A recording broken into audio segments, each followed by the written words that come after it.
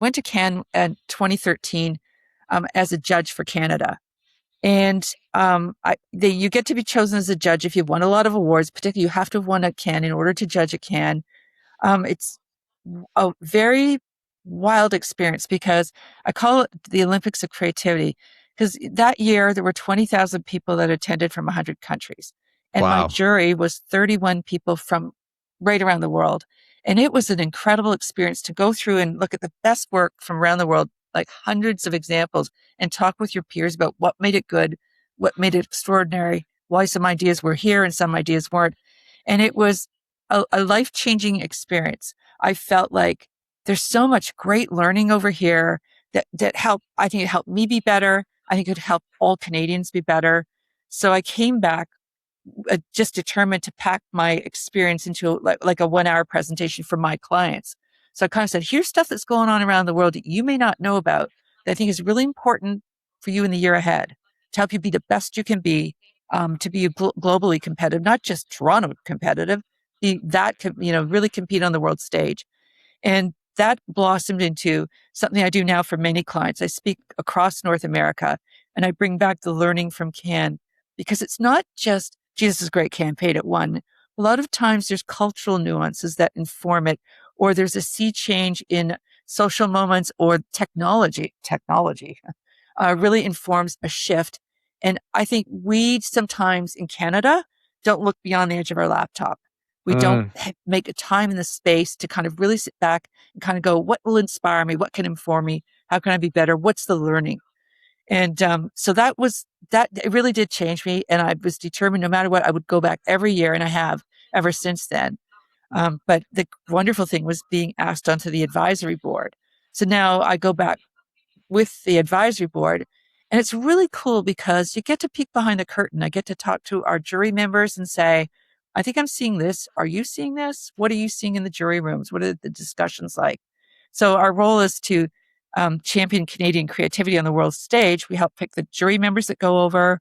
But I also train young lions to go over and compete for Canada. I also train our judges to be comfortable in the jury room and understand what their role is. So it's really kind of been, it started one place, it's in a really different place now. But I think the underlying thing is there's a passion for creativity. I can see how it can solve not just business problems, it's solving social problems. Like it's a Mm. really complicated time out there.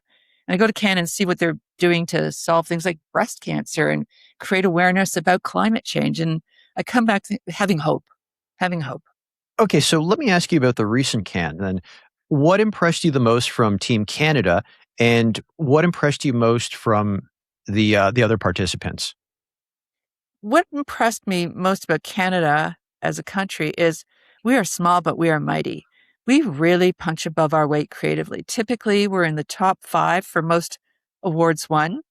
And you remember 100 countries are competing, and we're competing against Mm. people like the US, Brazil, UK, and France, and that says a lot that like last year we were top 3 for most awards won. So I think there's something it says something really cool about Canadians in that we don't get the budgets other people do, but I think we think smarter than other countries do. And so that makes me really proud. And also we have this beautiful suite of indies. We have all these beautiful indie agencies like the Rethinks of the world Mm. that are just doing remarkable work on a global scale, and it makes me very proud to be Canadian. And then on the global scale, what impressed you? Like, was there a particular campaign that came from another country that you said, "Ooh, I wish Canada had thought of that," or "I wish I had thought of that"? I don't think I decode things that way because there's lots of impressive campaigns. There's Mm. brands that inherently show up every year after year after year with really smart, thoughtful work. Certainly, Apple is one of them. Burger King went on a real roar. McDonald's used to. They're kind of bit more hit and missy. I think what I see that I find interesting are what I would call is emerging trends that really attach themselves to culture and social moments. Like I'm seeing this tremendous, I call it the new nostalgia, but I'm seeing so many brands around the world using, analog or retro cues like music from the 80s and even a look and feel cinematically that looks like an 80s or an idea. Like one of these Mm. things was a parody of 1987. Remember the old telethons, like the Jerry Lewis Oh, I telethons? remember those very much. Yeah. Yeah. Yeah, it was Doritos did a parody of one of those. And that was it's amazing to me. I guess what I'm feeling like is things are so unstable right now that people are looking backwards. Brands are looking backwards in order to move their business forwards. And that's what people are looking for. So I found that very interesting. It certainly is one of the key trends. I think the other thing I see is, last year, I didn't think the work was as good at Cannes. I think everybody was so obsessed with AI and, Mm. was it going to annihilate humanity? Elon Musk didn't help when he came and said, there's an 11 to 20% chance we'll be annihilated. But I want to be there to see it. I thought, that's not helping things, Elon. Because, they have all these speakers there, like these top celebrities and thinkers and stuff like that.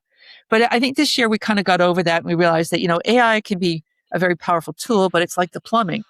It isn't going to take our jobs in terms of finding insight and coming up with great ideas. So I think the work was stronger this year, but I saw them using AI to help propel a good idea further.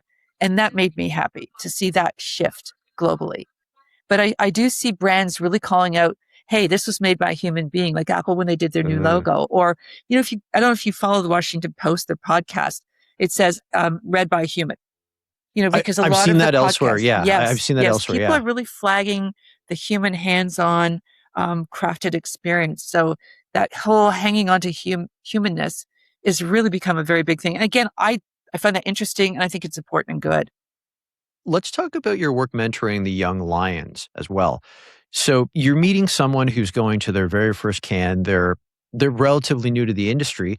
How does that mentorship process start with them? Like, do they come to you with the idea, and then you're kind of doing what I forget the name of? Oh, it was Terry O'Reilly. Like, kind of like what Terry O'Reilly did. Like, you're letting them just do their thing, and then coming in with light suggestions to kind of guide them, or are you a little bit more hands on? No, it's more formal now. The Globe and Mail is our, patron saint of creativity in this country. The board that I sit on, the Cannes Advisory Board, is headed by the Globe and Mail, and they're Cannes Canadian representative, year 21 now.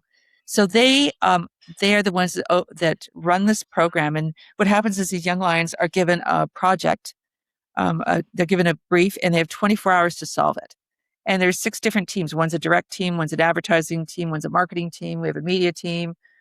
We have a film team, and they have 20. If it's film, they have 48 hours, but everyone else gets 24 hours. They have to submit their ideas, and then we judge them. There's a jury of us. And so I judged digital this year with my partner in crime, Sabah Kwa, who's fantastic. And the team that wins, and I think we had 70 submissions this year. The winning team comes into the Globe and Mail. We host a lunch and we host a day, like a workshop with them Mm. and prepare them so they understand what it's going to be like over there competing. We have young lions who competed before come back and join in and say, here's what I learned. Here's what I think you need to know. So it's really like a very hard, we call it our boot camp. And then once we get over there, we're there for them to help them. But when they're in working on their submission, they're doing their own thing. All we can do is prepare them for it and have them understand how to, basically parse out their time in a meaningful way, how to make the most of Cannes when they're there, once they finish competing.